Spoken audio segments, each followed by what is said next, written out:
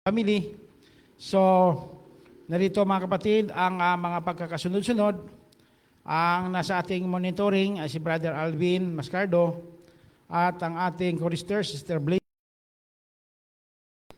At ang ating nagdala ng ating pangbukas na panalangin ay si Brother Ranes at ang inyo pong presider, Brother Ronnie. At magbibigay po ng message in song ang mga Ranes family. Pagkatapos dito mga kapatid ay atin pong mapakinggan ang mensahe ni Pastor Val San Pedro sa atin pong mapapakinggan ngayong gabi. So isunod po natin ang mensahe ng awit.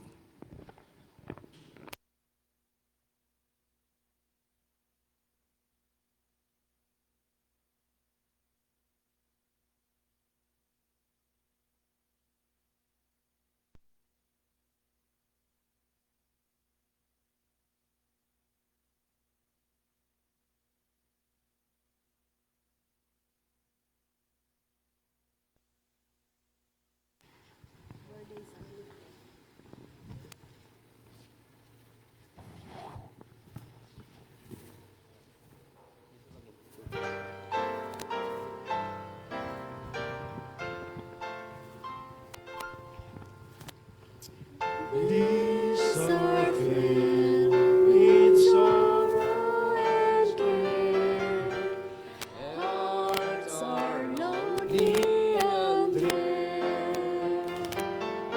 These are lifted at Calvary. Jesus is bearing you.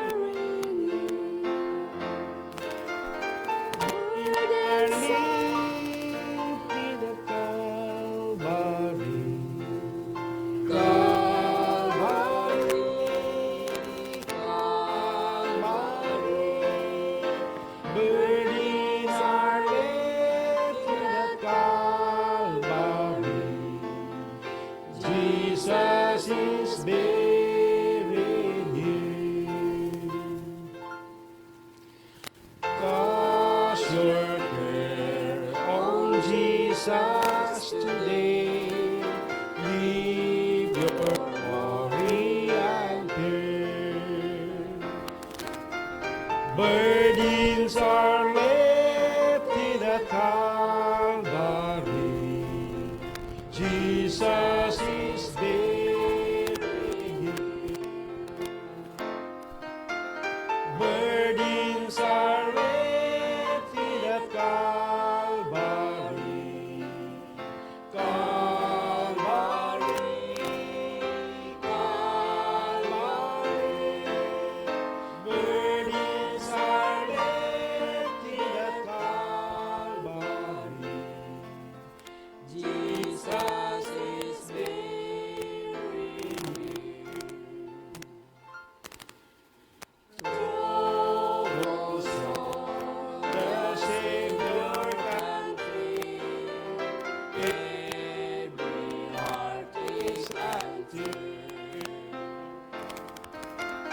Burdens are lifted at Calvary.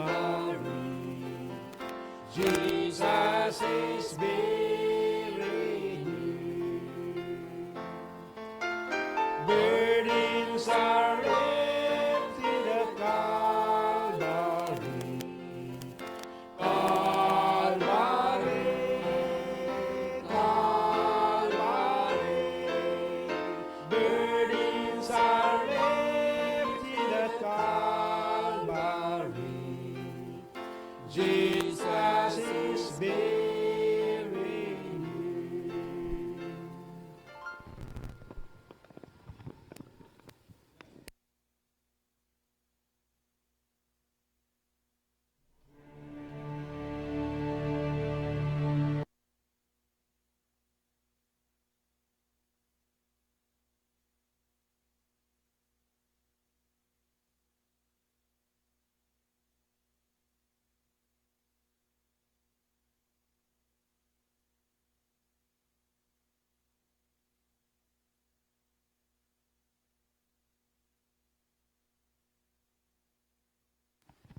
Hello. Maraming salamat po sa awit na ating pong napakinggan, mga kapatid, na nagpapaalala po sa atin na ang atin hong mahal na Panginoon ay laging nariyan sa ating mga tabi at handang umalalay sa atin, mga kapatid. Kaya yung lahat po ng ating mga pinapasan ay pwede rin po nating ipagkaloob sa Kanya. And as we surrender our burden, mga kapatid, ay mararamdaman po natin yung kaginhawahan. Sapagkat ang buhay po natin ngayon sa mundong ito ay pabigat ng pabigat. Ano ho? Ayan, kanina po ako'y nagpapagasolina doon sa Petron sa may harap ng Robinson. Napakahaba po ng pila. Abot hanggang doon sa highway. Kaya medyo natagalan ako kasi, mga kapatid, bukas po ng umaga, ng 6 o'clock in the morning, ang gasolina po ay tataas ng 4.80. 4 pesos and 80 centavos. Kaya kung hindi po kayo nakapagkarga ngayon, nakapag-full tank kayo, bukas mataas na po. Mataas na.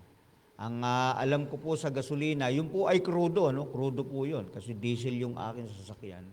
Pero sa gasolina po ay parang nasa 2 pesos and 80 centavos ang itataas po yan bukas. At yan po ay bunga, sang-ayon sa DOE, Department of Energy, ay bunga po yan ng mga nangyayari ngayon sa Middle East. No? Ayan, mga digmaan na nangyayari ngayon.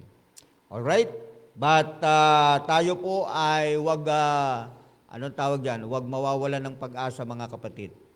Dahil pasalamatan na lang po natin ng Panginoon sapagkat ito po ay katuparan ng mga pangyayaring magaganap sang-ayon sa binanggit ng banal na kasulatan sa atin bago dumating ang ating mahal na Panginoon. So, welcome po ngayong gabi sa ating unang gabi, mga kapatid, sa serye ng ating pag-aaral mula ngayong gabi hanggang sa Friday ng gabi, ay ito po ang tinatawag nating Stewardship Compliant Church. Hindi lang po natin gagawin ito, ang isang layunin nito, mga kapatid, kung bakit kailangan po nating isagawa, ay hindi para po tayo ay ma-organize na church. Although ito po ay isa sa requirements na binibigay po sa atin para tayo po ay maging qualified to organize as a church. Bukod doon, mga kapatid, ginagawa po natin ang programang ito dahil gusto po natin na maunawaan ng maraming mga miyembro ng iglesia kung ano ba talaga ang tunay na kahulugan ng pagiging katiwala. Dahil sa panahon po natin ngayon, mga kapatid, ang pagiging katiwala po ay hindi nauunawaan ng maraming kaanib ng iglesia, mga kapatid. Kahit ang pagiging katiwala sa Biblia ay hindi masyadong nauunawaan ng marami, lalo na sa ating mga miyembro. Dahil para sa kanila, pagka narinig nila yung salitang pagiging katiwala, ay kanila agad na iisip na kahulugan nito ay ang pagbabalik at pagbibigay ng ikasampung bahagi at mga handog, mga kapatid. Ang maling kuro-kuro na to, mga kapatid, sa ating mga kapatid dahilan sa kakulangan ng malalim na pag-aaral at malalim na pagtanggap sa tunay na kahulugan ng pagiging katiwala, mga kapatid, ay lumilikha ng maraming sumusunod na mga problema sa ating iglesia. At ito ay dahil po sa hindi natin lubusang pagkaunawa ng pagiging katiwala. Mga kapatid, hindi rin po natin ginagawa ito ngayong gabi at gagawin pa sa mga susunod na gabi para matutunan natin ang pagiging katiwala, para lamang maitaas natin ang ating income ng tithes and offering. Hindi po. Kundi ang isa sa pinakamalalim na layunin nito, mga kapatid, hindi lang ang maunawaan natin ng malalim ang pagiging katiwala o yung biblical stewardship na tinuturo sa atin, mga kapatid, kundi maunawaan natin, mga kapatid, na ang pagiging katiwala ay hindi programa.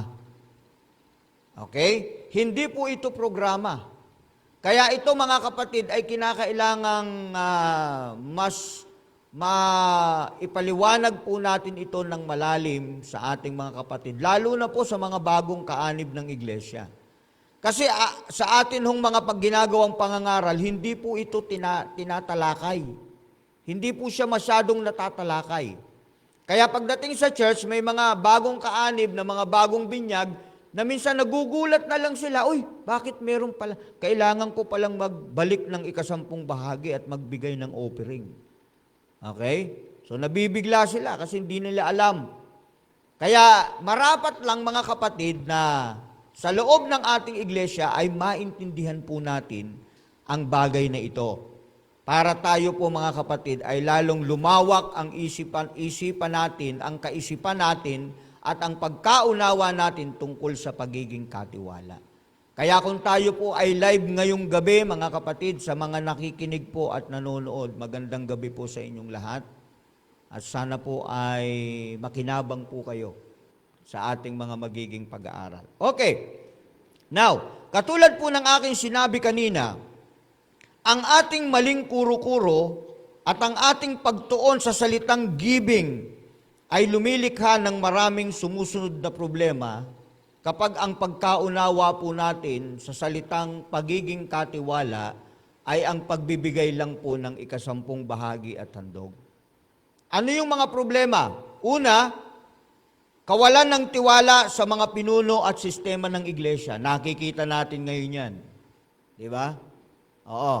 Maraming mga kapatid ang nawawalan ng tiwala sa ating mga leaders at sa sistema ng ating iglesia, sa pagpapatakbo ng ating iglesia, lalo na sa sa pagmamanage ng ating mga kaperahan. Pangalawa, diversion ng ikapo at mga handog sa mga miyembro sa ibang tao at grupo.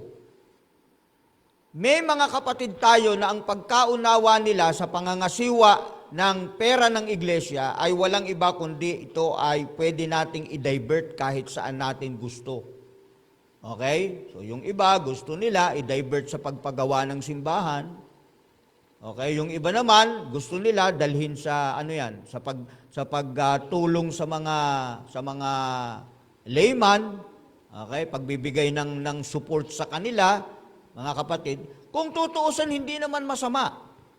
Hindi naman po masama yung gustong mangyari. But the thing is, mga kapatid, hindi po ito ang tunay na kahulugan ng pagiging katiwala. Pangatlo, pagpapalit ng proyekto ng sistematikong pagbibigay.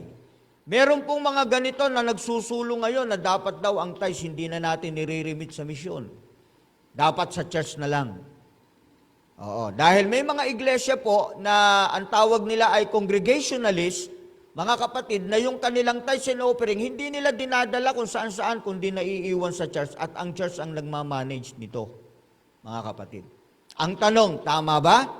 Mukhang tama. Pero sa biblical stewardship, mga kapatid, hindi po ganon ang pananaw natin sa pagiging katiwala. At ang pinakahuling resulta nito ay yung paglaban sa pangangasiwa ng mga pastor at miyembro ng iglesia. Ayan, so kung minsan nagke-create yan ng diversion nung mga pagkakampi-kampi sa loob ng iglesia. Nagkakaroon ng hindi pagkakaunawaan. Dahil saan? Dahil sa paghawak ng tithes and offering. Why? Because ang isip nila, pag sinabing tithes and offering, pag sinabing stewardship, tithes and offering yan. Ayan. Okay? So ito po yung mga maling, pananaw o kuro-kuro. Kapag nakapokus po tayo sa ganong pananaw, mga kapatid, ito po yung mga result na makikita po natin. Kaya kailangan po nating baguhin ang ating pananaw pagdating sa pagiging steward, mga kapatid, o pagdating sa pagiging katiwala. Dahil ang isa sa mahalagang bagay na dapat nating maintindihan, mga kapatid, sa tunay na kahulugan ng pagiging katiwala, number 1, dapat naiintindihan ng katiwala na ang Diyos ang bilang nagpasimula ng relasyon sa mga tao. So, ibig sabihin, mga kapatid, ang pagiging katiwala is a relationship. Dahil ang Diyos mismo, mga kapatid, ang nagpasimula ng ating pakikipagrelasyon sa Kanya.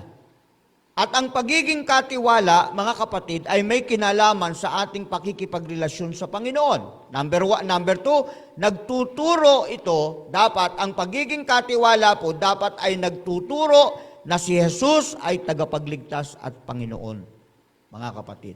At pangatlo, kinikilala ang iglesia na siyang katawan bilang extension, mga kapatid, ng ating Panginoong Hesukristo mismo. Ayan. And ang Kristyanismo ay isang pamumuhay ng mananampalataya sa pakikipagtulungan sa Diyos in partnership with God, mga kapatid. So, sa totality, mga kapatid, ano po ba talaga ang ibig sabihin ng pagiging katiwala sang-ayon sa banal na kasulatan?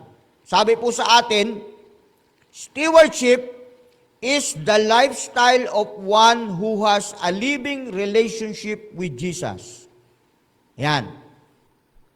Accept His Lordship, walking in partnership with God and acting in His agent to manage His affairs on earth.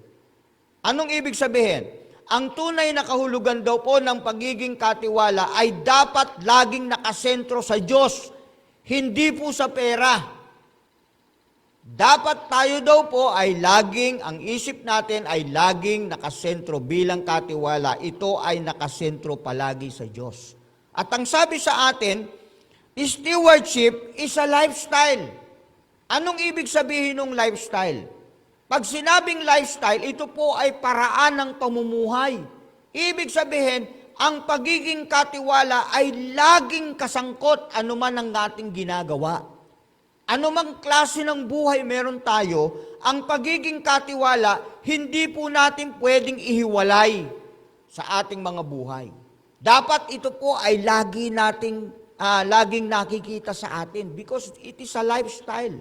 And sabi doon, lifestyle of one who has a loving relationship with Jesus Christ.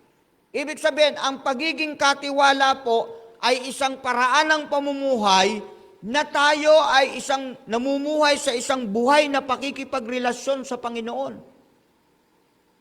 Wala pong kinalaman dito sa kahulugan ng pagiging katiwala yung pagbibigay natin ng ikasampung bahagi at mga handog.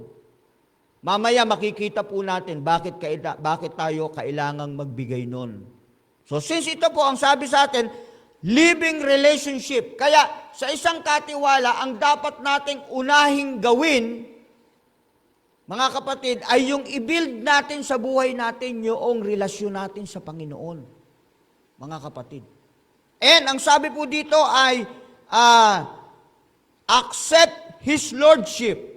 Tinatanggap niya ang pagiging Panginoon ng ating Panginoong Hesus and walking in partnership with God, acting in His agent to manage, not to own. Okay? It is to manage His affairs on earth. Ano yung affairs? Marami yan. Hindi lang po yan kasama yung pagbabalik ng ikasampung bahagi at handog. Hindi lang po yun. When we talk about affairs on earth ng ating Panginoon, marami po yan. Naandyan yung gawain ng pangangaral. Kasama po yan. Ano pa? Nariyan po yung pagsuporta natin sa gawain ng iglesia. Marami po yan. Kaya, in Tagalog, ang sabi po sa atin, ang pagiging katiwala ay ang pamumuhay ng isang may buhay na relasyon kay Hesukristo. Tinatanggap ang kanyang pagkapanginoon, naglalakad at nakikipagtulungan sa Diyos at kumikilos bilang kanyang tagapangasiwa upang pamahalaan ang kanyang mga gawain sa lupa. So ito po yung pagiging katiwala. Tayo po ay inilagay ng Diyos sa lupang ito para atin pong pangunahan, pamahalaan. Ang alin? Ang lahat ng gawain ng Diyos sa lupa. Hindi lamang po dito tumutukoy sa tithes and offering. Kasi mga kapatid, tandaan natin na ang Panginoon din ang nagbibigay sa atin ng blessing, right? Di ba? Oh, kasama dyan yung, ano ba yung mga blessings na tinatanggap natin sa Panginoon? Buhay. Ha? Hanap buhay. Di ba? Pamilya. Ano pa? Kalusugan. Galing sa Panginoon yan lahat. Hindi lang po yung pera. Kaya lang kung minsan kasi lagi tayong pagdating sa blessing ng Panginoon, lagi tayong tingin lagi doon saan? Sa pera. Kaya sabi nga nila, pag ang tao walang pera, mainit ang ulo. Di ba? Lagi kong sinasabi to, napagdidiskitahan yung wala namang kasalanan. Kasi walang pera sa bulsa, mainit ang ulo, hindi masaya. Bakit? Kasi lagi tayo nakapokus. Kaya pag tayo naglilingkod sa Panginoon, lagi natin tinitignan yung pera. Kaya nga nagugulat ako kung minsan pagdating sa evangelism, ang tanong agad ng mga kapatid, may budget ba yan, pastor? Di ba? Wala ka pang ang nagagawa na sa sarili mo na pwede mong magawa para sa gawain ng Panginoon. Tatanong mo ka agad kung may budget ba yan, pastor? Paano kung wala? Gagawa pa rin ba tayo kung wala? Yes, of course, sasabihin natin, oo naman, pastor. Di ba? Kaya kung minsan, hirap na hirap tayong kumilos kahit sa gawain ng Panginoon. Hirap na hirap tayong kumilos kasi lagi tayong nakapokus saan? Doon sa material na bagay. But stewardship, hindi po ito tumutukoy lahat doon, mga kapatid. Ang inyong kalusugan, pag hindi nyo iningatan yan, mga kapatid, hindi kayo nagiging mabuting katiwala kahit nagbibigay kayo ng tithes and offering. Alam po ba ninyo yun? Ha? Ayan. Kahit nagbabalik tayo ng tithes and offering, mga kapatid, kung pinababayaan natin at hindi tayo nakikisangkot sa gawain ng Panginoon, mga kapatid, alam po ba ninyo, hindi po kayo nagiging tapat na katiwala. Kaya kung minsan, wag po nating isesentro lang sa isang bagay, mga kapatid. So ano ang tinuturo sa atin ng banal na kasulatan when it comes to stewardship? Simulan po natin sa dalawang side ng stewardship. Okay? Ang sabi nga nila, there are two sides of coins. Di ba? So sa stewardship, meron din pong dalawang side. Ano yung dalawang side na yon, mga kapatid? Una, ay yung pagiging Panginoon ng ating Panginoong Hesus. Pangalawa, yung tinatawag nating katiwala. So, pagdating sa ang pag-uusapan ay ang pagiging katiwala, sangkot po dyan ang dalawang mahalaga, ang Panginoon at saka ang katiwala. O kaya ang Diyos at saka ang katiwala. Bakit po? Dahil, una, ang ating Panginoon ang ating master. Di ba? Pangalawa, ang steward ay siyang slave. Mga kapatid, ang Panginoon ang ating manlalalang at tayo ang kanyang mga nilalang. Tignan po ninyo yung difference, ha? Tayo po, ang Panginoon ang siyang may-ari at tayo po, mga kapatid, ang kanyang manager. Ang Panginoon ang tagapagbigay at tayo naman ang tumatanggap. At ang Panginoon ang siyang tagapagtubos natin at tayo naman ang kanyang mga tinubos, mga kapatid. Kaya, dito po sa aspetong ito na dalawang side ng stewardship ay makikita natin ang dalawang bahagi. Dalawa lang yan, walang pangatlo, walang pang-apat, dalawa lang. Ang Panginoon lang at saka ang katiwala. Ha? Dahil ang Panginoon, siya yung master natin. So, natural lang na dapat sumunod tayo sa Kanya because we are His slave, mga kapatid. Tapos, ang Panginoong Diyos ang ating manlalalang at tayo ang Kanyang mga nilalang. Hindi naman po pwedeng maging mataas yung nilalang sa manlalalang. Hindi pwedeng mangyari. Dapat mas mataas yung lumalang kaysa dun sa nilalang. Tama po ba? Oh, yes. At ang sabi, ang Panginoon ang siyang may-ari, tayo po ay manager. Kaya dapat yung sarili natin, inilalagay natin dun sa tagapangasiwa, hindi dun sa pagiging may-ari. Ang malungkot kasi kung minsan, dahil nga sa maling pananaw natin sa pagiging katiwala, na ilalagay natin yung sarili natin sa pagiging may-ari kaysa sa pagiging katiwala. Di po ba? Oo. Hindi pwede. Dapat ito lang ang kailangan kong ibigay kasi akin to eh.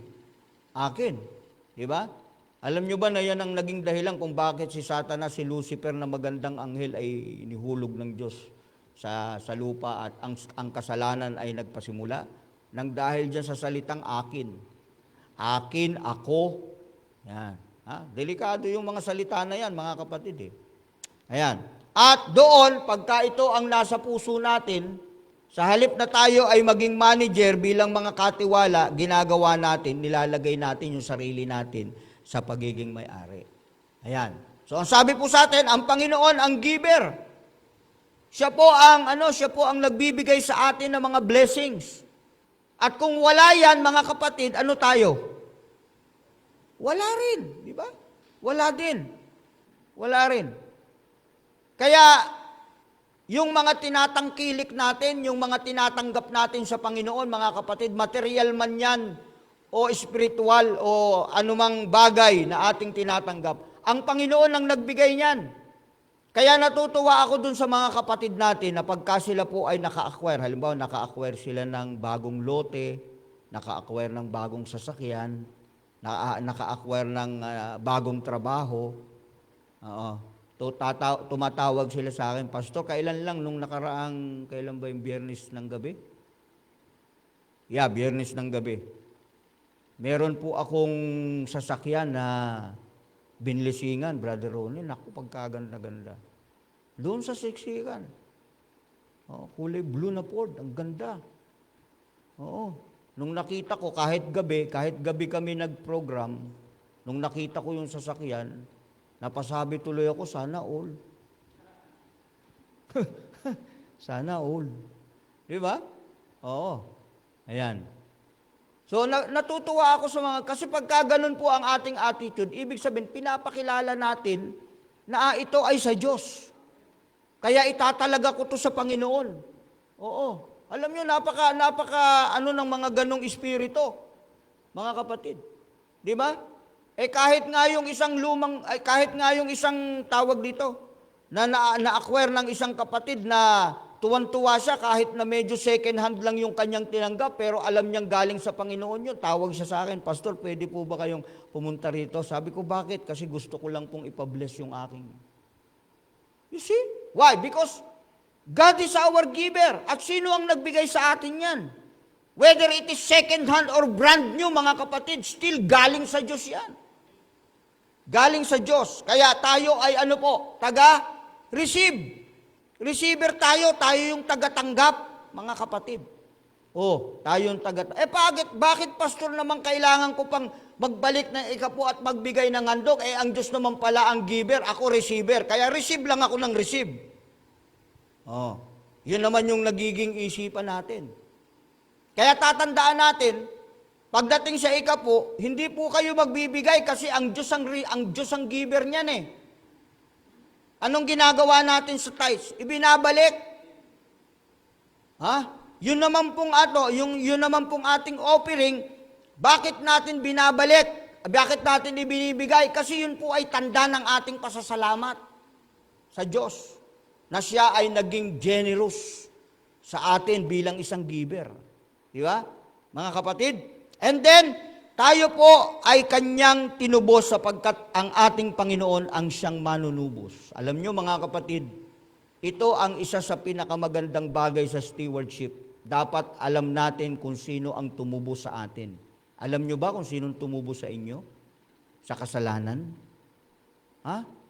Mga kapatid, isa sa pinakamahalagang aspeto ng pagiging katiwala ay yung makilala natin at malaman natin at magkaroon tayo ng malapit na relasyon sa ating manunubos na siyang nagbigay ng buhay sa atin. Kaya ako, mga kapatid, iisipin ko lang sa sarili ko, kung ako ay magbabalik ng aking ikasampung bahagi at mga handog, o kaya naman ay magpapasalamat ako sa Panginoon sa isang bagay na kaya kong gawin, anumang bagay na gagawin ko para tumbasan ang ginawa ng Panginoon sa akin, wala pong pwedeng makatutumbas doon. Kahit mag-double tithing ka pa, mga kapatid, hindi kayang tumbasan yan. Bakit? Sapagkat tayo po ay tinubos ng Panginoon ng kanyang buhay at dugo, mga kapatid. Napakahalaga nun. Napakahalaga po nun mga kapatid na maunawaan po natin. Now, tignan natin, ang biblical stewardship. Simulan po natin sa creation. Saan ba nagsimula yung pagiging katiwala ng tao? Mga kapatid, ito ba ay nagsimula lang dahil itinuro ng Seventh-day Adventist Church na tayo ay maging mabuting katiwala? Kailan po ba ito nag-originate? Kailan nagsimula? O ito, basahin po natin. Ang sabi po ng Genesis 1:1, in the beginning, God created the heavens and the earth. Sinong lumikha ng lahat ng bagay? Ang Diyos ang sabi. So God created man in His own image. In the image of God, He created him. Male and female, He created them. So ito pinapakita sa atin dyan mga kapatid na napakaliwanag po ng Biblia na ang tao ay nilikha ng Diyos. Hindi po tayo putok sa buho na katulad ng sinasabi ng karamihan ng mga scientists. Na tayo daw ay lumabas sa isang pagsabog, etc., sa isang atom, etc., etc. No. We are created by God in His own image. Sang-ayon sa Kanyang larawan. Hindi nyo ba dapat ikatuwayan na ang larawan ng Diyos ay nasa atin during the creation? That's why, ang biblical principle dito ng stewardship is that kailangan nating tanggapin that God is creator and owner ng lahat ng bagay, even our own life. Kasi ang sabi ng Diyos so God created men. Kaya nilikha niya ang tao, mga kapatid, sang-ayon sa Kanyang image. Bakit? Sapagkat siya po ang ating manlalalang at may-ari ng lahat. At kailangan ho nating tanggapin yun, mga kapatid. Kailangan nating tanggapin sa puso natin kasi pag hindi po natin natutunang tanggapin yun, hindi po natin magagawang maging isang tunay na katiwala, mga kapatid. Pangalawa, ang sabi sa atin, now the Lord God had planted a garden in the east, in Eden. And there, He put the man He had formed. So ang sabi ng Biblia, mula dun sa paglalang ng tao, lumalang ang Diyos ng isang magandang hardin, mga kapatid. At doon ay inilagay niya ang tao na Kanyang nilikha. At ang sabi, then the Lord God made a woman from the rib He had taken out of the man, and He brought her to the man. So, ibig sabihin mga kapatid, ang point natin dito ay God is giver of all good gifts, mga kapatid. Lahat ng mabuting kaloob ay galing sa Panginoon. Katulad ng pagbibigay ng Diyos kay Eva at kay Adan ng napakagandang kapaligiran na tinawag nilang Eden, mga kapatid. Yan. And dahil doon, pinagpala ng Diyos ang lahat ng Kanyang ginawa, maging ang tao. At ang sabi niya, God blessed them and said to them, be fruitful and increase in number, fill the earth and subdue it, rule. Take note of this mga kapatid. Ang sabi rito, rule over the fish of the sea and the birds of the air and over every living creatures that moves on the ground. Anong sabi diyan mga kapatid? Na tayo ay pinagpala ng Panginoon at ginawa niya tayong stewardship and responsibility. Dito po niya unang nilikha yung tinatawag nating pagiging katiwala. Nung sinabi ng Diyos na inyong pamahalaan, rule over. Kanino niya sinabi yan? Kay Eva at kay Adan na kanyang nilikha. So, ibig sabihin mga kapatid, during the creation time, tatandaan po natin mga kapatid, ang nilikha ng Diyos is not only a mere human. Ang nilikha ng Diyos ay isang katiwala. Isang katiwala. At dahil doon, ipinakita ng Diyos ang pagiging katiwala ng tao nang bigyan niya ng kapamahalaan ang si Eva at si Adan, ang tao, sa lahat ng kanyang nilikha na nagpapatutuo sa atin mga kapatid na sa banal na kasulatan ang Diyos ang lumikha ng pagiging katiwala. Mga kapatid. Ayan, ano pa? God of partnership. Then God said, let us make man in our image, in our likeness, and let them rule over all the earth. So the Lord God took the man and put him in the Garden of Eden to work it and take care of it, mga kapatid. Ano yung sa Tagalog yung take care of it? Pangalagaan. Ha? Mga kapatid, ang sabi ng Diyos, inilagay niya ang tao sa gitna ng halamanan ng Eden with those created being na sinabi ng Biblia na maganda. At pagkatapos, ang sabi ng Diyos sa kanila, kayo ay nariyan sa Eden at gagawin ninyo ang lahat para pangalagaan ang mga bagay na yan. Kaya mga kapatid, doon po sa halamanan ng Eden, wala pa pong pera. May pera na ba nun? Wala pa. Ano yung sinasabi ng Panginoon na dapat pangalagaan ni Eva at ni Adan? Yung mga bagay na nilikha ng Diyos na ngayon ay ginagawa nating pera na nakakapagbigay sa atin ng pera. Dahil bakit? Dahil pinangangalagaan natin, mga kapatid. Na ang lumikha ay walang iba kundi ang Diyos na siyang manlalalang, mga kapatid.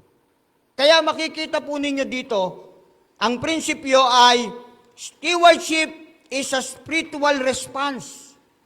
Spiritual response to God's invitation of partnership. Tatanungin ko po kayo ngayong gabi, mga kapatid. Do you want God as your partner? Ha, mga kapatid? Gusto ba ninyo na ang Diyos ang maging partner natin sa lahat ng bagay?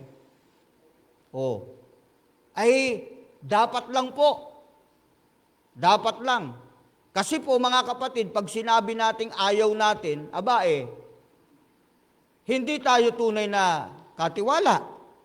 Di po ba? Pag tinanggihan natin na ang Diyos nag-i-invite sa atin na tayo mga kapatid maging kanyang partner sa lahat ng bagay na kanyang ipinagkakatiwala sa atin. Anumang bagay yan, mga kapatid. Nariyan yung talent, yung time, yung panahon natin, kalusugan, gawain ng Panginoon, lahat, mga kapatid. Kaya kung ito ay hindi natin mapapamahalaan ng maganda, tayo po ay hindi magiging magandang partner ng ating Panginoon. Anong sabi sa atin? Then the man and his wife heard the sound of the Lord God as he was walking in the garden in the cool of the day. And they hid from the Lord God among the trees of the garden.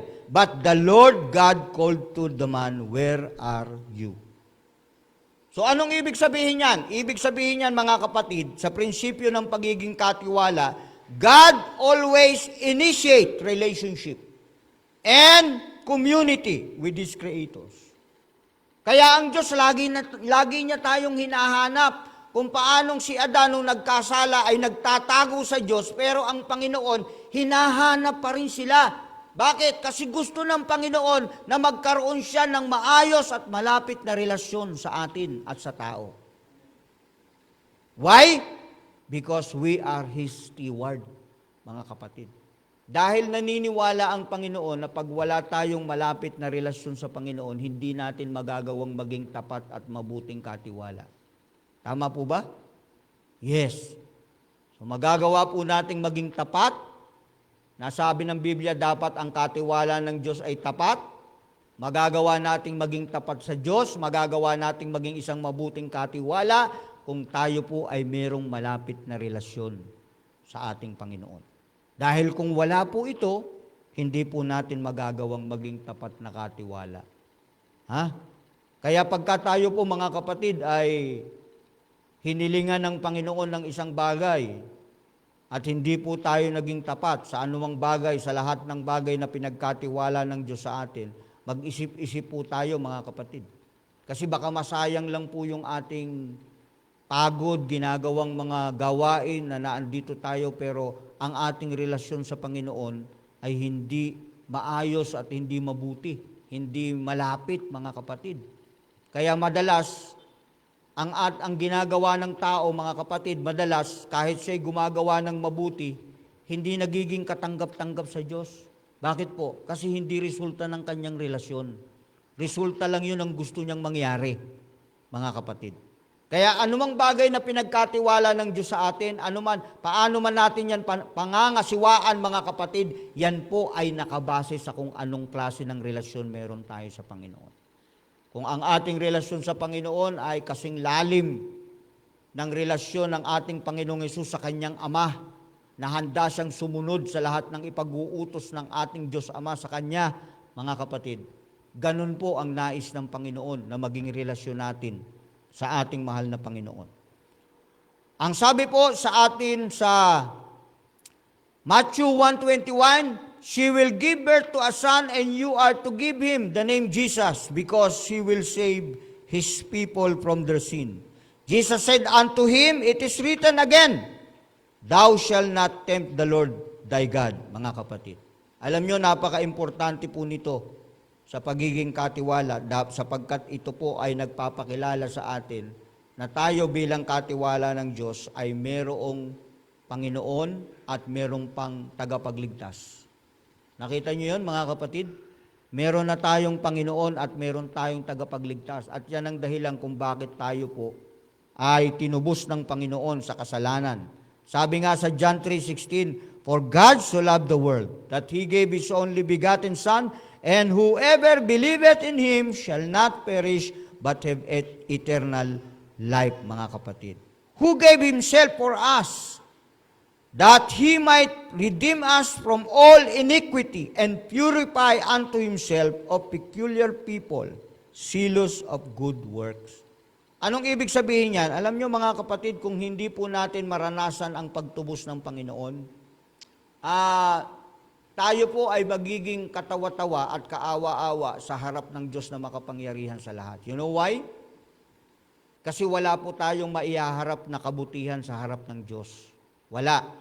Pero dahil tinubos tayo ng Panginoon, dahil sa Kanyang pagmamahal sa atin, according to John 3:16, tayo po ngayon, mga kapatid, bilang isang katiwalang tinubos, ay haharap sa ating mahal na Diyos na isang matuwid at walang kasalanan. Napakasarap isipin, mga kapatid, na ako, si Pastor Bal, I'm not a perfect person, mga kapatid. Nagkakasala ako, nakakapagsalita ako ng hindi maganda sa aking kapwa. Minsan nakakagawa ako ng mga bagay na against sa gusto ng Panginoon, mga kapatid. Pero nagpapasalamat ako, sabi nga ni Apostol Pablo, nagpapasalamat ako na merong isang Panginoon na handang tubusin tayo sa mga ganitong klase ng buhay. At handa tayong baguhin unti-unti, di ba?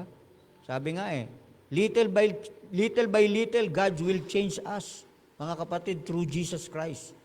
Dahil ako po ay sumampalataya sa Panginoon, nagtiwala ako sa Kanya, nagkaroon ako ng malapit na relasyon sa Kanya. Anong result, mga kapatid? I was redeemed by the blood of Christ.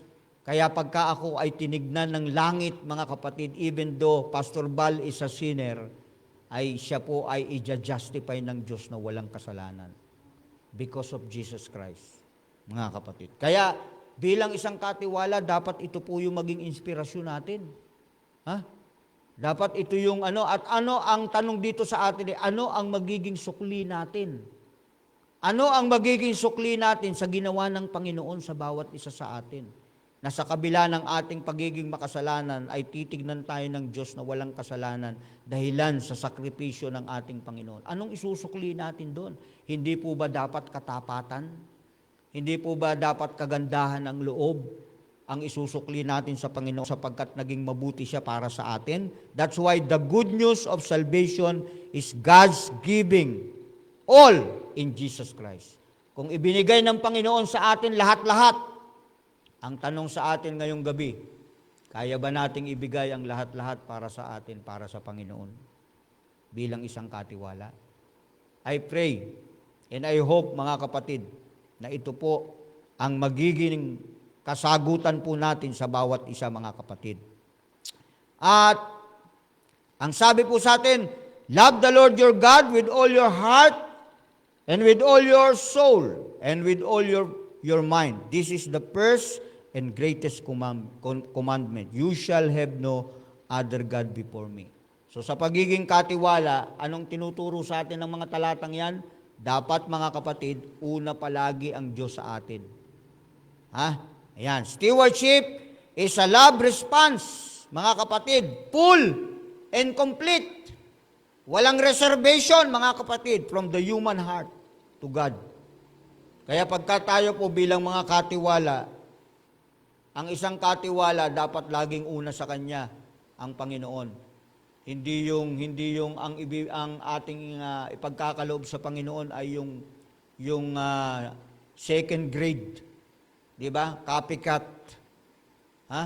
Hindi yun ang ine-expect ng Panginoon sa atin. Ang ine-expect ng Panginoon sa atin ay yung, kung sa panahon ng Old Testament, hinihingan sila ng offering na walang, walang kapintasan, ay dapat yun din po ang ating ibibigay sa Panginoon, di ba? Ayan. Kaya, nung Sabado, andun po ako sa Kaakbayan, merong nagtestimony na isang asawa ng elder. Sabi niya, ako, Pastor, pagka ako po ay nagbalik ng aking ikasampung bahagi at handog, pinipili ko po yung talagang malutong na malutong. Sabi ko, totoo? Opo, Pastor. Bakit naman yun ang pinili mo? Kasi alam nyo, Pastor, kung ako po ay magbibigay sa Panginoon ng isang papel na pera, at ibabalik ko sa Kanya at sasabihin kong ito ay isang pasasalamat, parang awkward sa akin, Pastor, na magbigay ako ng ganun. Na yung lamukot na lamukot, minsan wala nang numero. Dahil ito na lang yung natitira sa bulsa, yun na lang o kaya naman ay, yun ang kanyang ibibigay. You know what, mga kapatid? Totoo naman. Totoo naman yung sinasabi ng ating kapatid. Bakit ka na nga naman magbibigay kung meron ka namang makikita na mas okay pa kaysa doon? Diba? Tapos ang nasa isip mo ay kaya mo ibibigay yun kasi pasasalamat. Ganun ba tayo magpasalamat sa Panginoon? Well, syempre siguro kung walang-wala na talaga, mga kapatid, na yun talaga yung nasa atin na lang na pwede nating ibigay, why not? Pero syempre mga kapatid, kung minsan ang ibig lamang, ang connotation lang nito sa atin, mga kapatid, ay para bang ang Panginoon ay second lang sa atin eh. Not first, but second. Pangalawa lang siya sa buhay natin. Diba? Yan. So dito, pinapakilala sa atin na dapat sa lahat ng bagay, mga kapatid, ay uunahin natin palagi ang Diyos kaysa sa ating mga sariling kapakanan. Okay? And ang sabi sa Matthew 25:14 and 15, ito po yung analogy ng pagiging katiwala. Again, it will be like a man going on a journey who called his servant and entrusted his property to them. After a long time, the master of those servants returned and settled accounts with them. Ito po yung senaryo ng pagiging katiwala. Na ang Panginoon, iniwan sa atin ang lahat ng bagay na blessing na binigay, pinagkaloob niya sa atin, at siya ay umalis, at sinabi niya sa atin, pag-ingatan niyo yan, dahil siya'y muling babalik. Okay? So alam natin yan. Kaya habang naandito tayo ngayon sa lupa, yung iniwan ng Panginoon sa atin na mga bagay na dapat nating pamahalaan ng maayos at may katapatan bilang katiwala, gawin natin. Dahil darating ang panahon, He will return. Di ba? Muling babalik ang ating Panginoon sa ikalawa.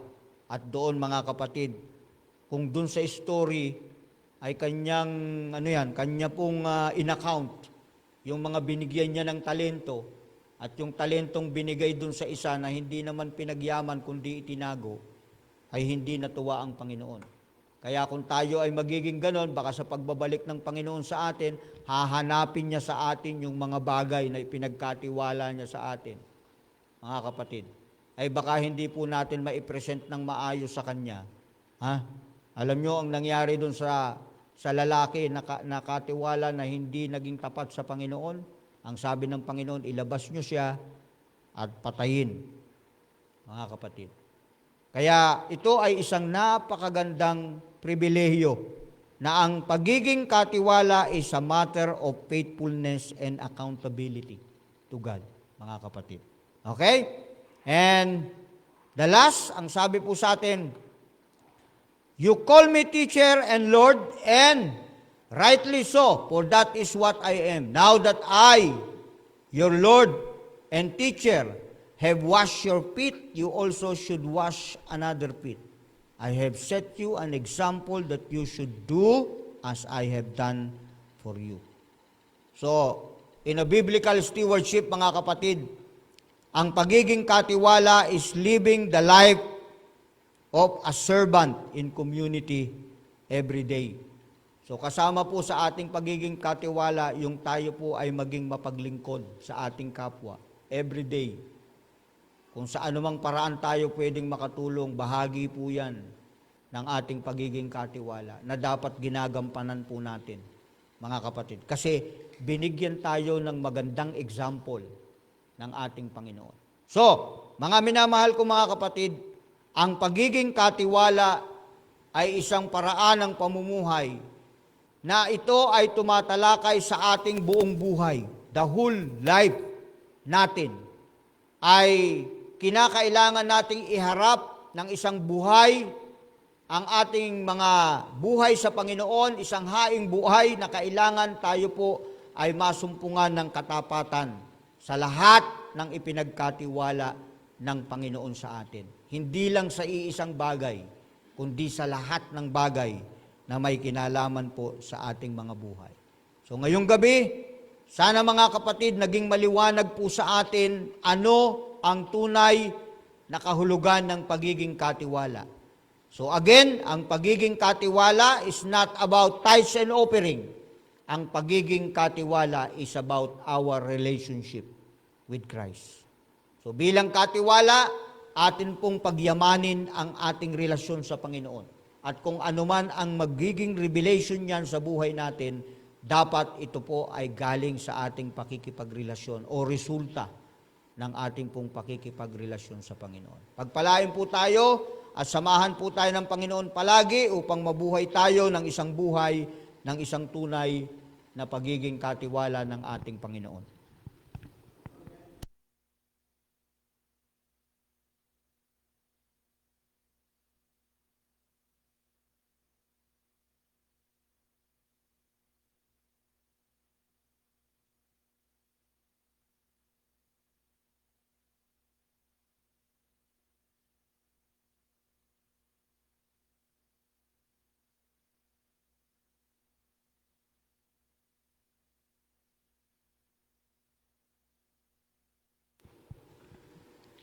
Para po sa ating pagtatapos, tayo po lahat ay tumaya at ating pong awitin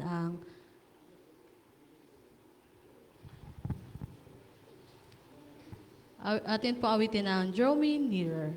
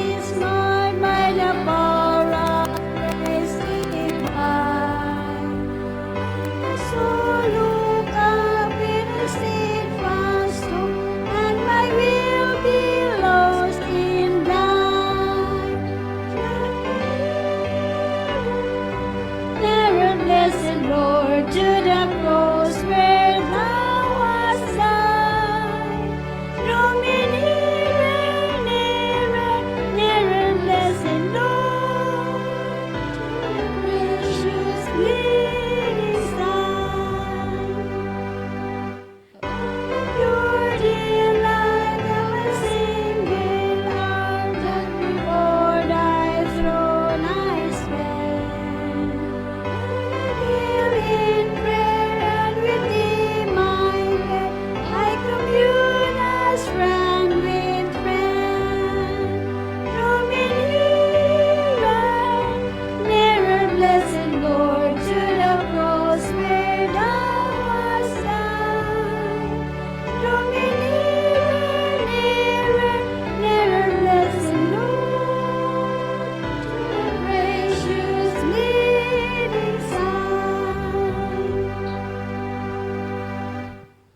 Mapagpala po naming Diyos Ama na nasa langit, maraming salamat po Diyos sa inyong pagbibigay sa amin ng pagkakataon na mabuhay kami sang-ayon sa inyong kalooban bilang mga katiwala na inyong itinalaga sa amin. Salamat po na sa kabila ng aming mga pagkukulang, mga kahinaan at kasalanan na amin pong nagagawa sa inyo, patuloy po kayong nagtitiwala sa bawat isa sa amin, na kami ay magkakaroon nawa ng aming malapit na pakikipagrelasyon sa inyo, upang ang aming mga buhay ay lalong maging karapat-dapat sa inyong harapan bilang mga tapat at mabuting katiwala. Ang inyo po nawang pag-iingat at bendisyon at pagpapala ay sumaamin sa gabing ito at inyo po kaming iingatan sa aming pag-uwi sa aming mga kanya-kanyang tahanan, at sa kinabukasan ng gabi ay muli po ninyo kaming ibabalik sa bahay-sambahang ito upang maipagpatuloy po namin ang aming pag-aaral, upang lalong lumalim ang aming pagkaunawa sa inyong pagkatawag sa amin bilang inyong mga katiwala. Ito po ang aming hiling sa pangalan po ni Jesus. Amen.